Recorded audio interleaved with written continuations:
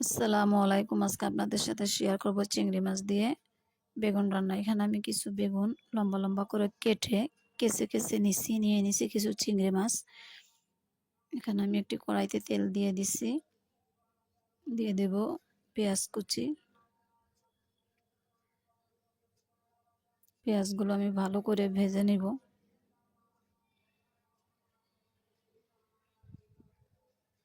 দিয়ে দেব হলুদের গুঁড়ো 1 চামচ,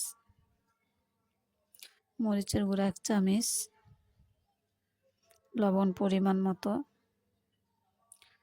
ধনে গুঁড়ো আধা চা চামচ, আদা বাটা আধা চা চামচ, রসুন বাটা আধা চা চামচ,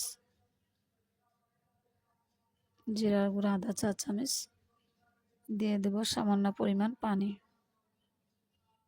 মশলাটা আমি ভালো করে কষিয়ে নেব।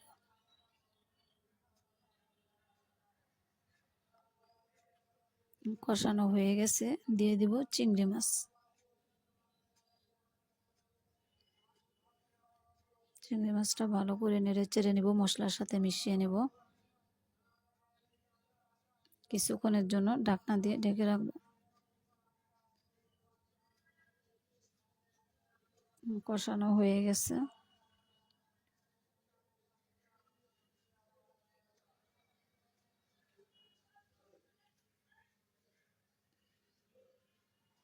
দিয়ে দেব বেগুন। এভাবে বেগুন রান্না করে খেয়ে দেখবেন কতটা টেস্ট হয়।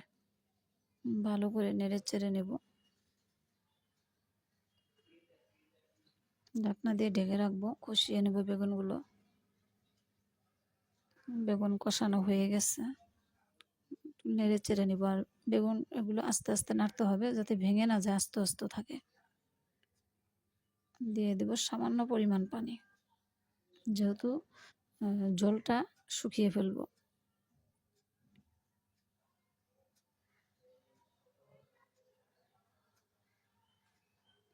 দিয়ে দেবে এর ভিতরে ধনে পাতা কুচি।